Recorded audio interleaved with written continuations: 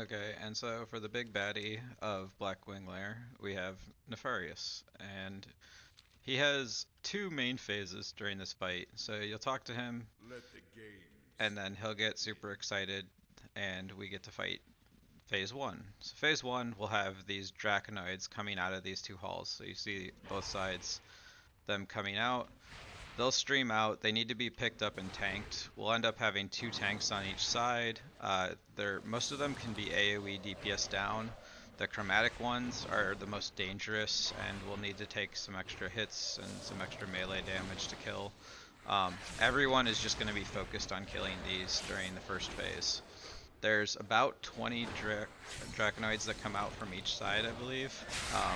And phase one doesn't end until they're all out, and not necessarily all dead, but they all come out, to my understanding.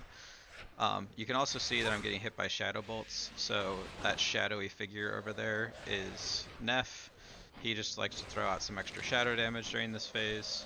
It's one of the reasons that some greater shadow protection pots are useful. Um, Mortal's courage begins to wane. but as you see, the last one Let's is see not how you dead, contend but with Neff the is true getting ready to lord start the next of phase. fire. So he'll come Burn! down and he will do a shadow Burn! flame on the entire room. That means if you're not wearing your Onyxia Scale Cloak, you die. Um, then he comes down. You're going to want your main tank to immediately pick him up. And your main tank, before this even happens, is going to want to be in position here, along with some healers ready to heal him. Uh, Everyone else needs to finish off the Drakonids before they come over to fight Neff. Um, but you're just going to fight him in this position. He does a few major mechanics that really need to be paid attention to called class calls. So as you can see, my screen just went black. So we don't have to worry about this because demon hunters aren't a thing in classic. But for demon hunters, the class call basically makes it so you can't see. Um, each class has a unique class call. So he also does a fear. You couldn't quite see it happen, but I got feared off to the corner. So you want to be careful there. You do Um, nothing to my kind. Do you hear? he, Nothing! you didn't get to see it because I killed him a little too fast. But at 20%, 30 or 20%, he'll call out for assistance, and basically all these skeletons you see on the ground will get raised from the dead, uh, and they'll attack the raid. So we're gonna want to make sure that we AOE them down. Um, they're much weaker than they were during phase one, but they're still dangerous enough that they can really kill you.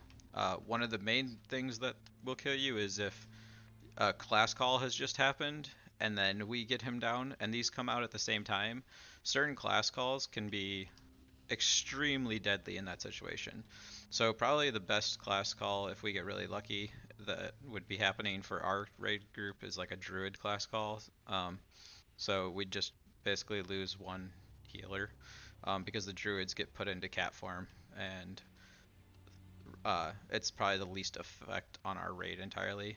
Or the hunter class call, because he'll attempt to break your weapon, but it's an instant class call, and as soon as he does it, it's over. There's nothing else to worry about. The other class calls, the only other two that I'm going to mention that are significantly important for a raid perspective are the mage class call. So the mage, when they get their class call, the mages are all going to be standing here. They're going to be one of the few groups that's like way out of the way to DPS during the Nefarian phase. Uh, if they get their class call, they will start sheeping random targets in the raid. Basically, anyone within line of sight of them. So what they have to do is they have to make sure they're back behind this pillar so that they don't see the main tank, because if they sheep the main tank, that's very bad. And also so that they're not sheeping healers or other damage dealers. Sheeping main tank healers is also very bad.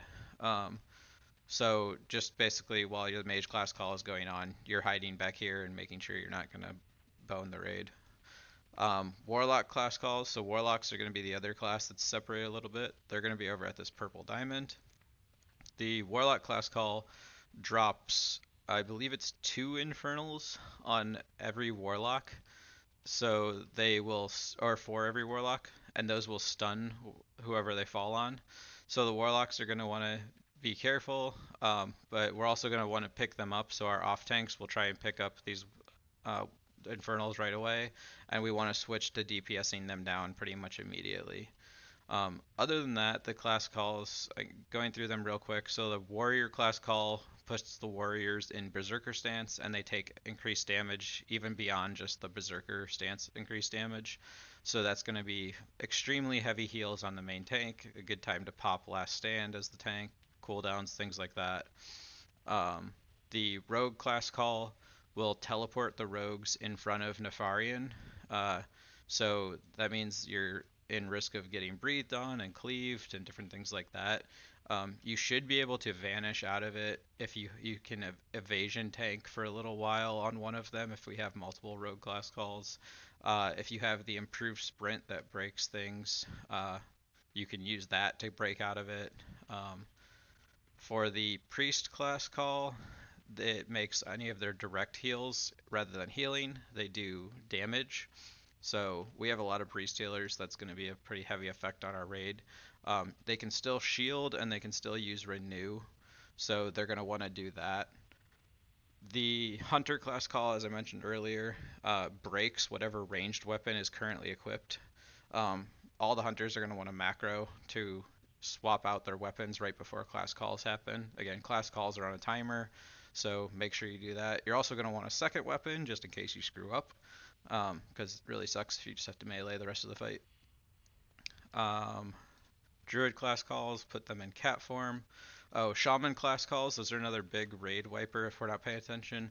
Basically, Shaman will start dropping corrupted totems. The corrupted totems both buff Nefarian as well as like the corrupted Fire Nova totem that they drop does significant damage. The nice thing is they die just as fast as regular totems, so people just have to turn and kill the totems really quickly.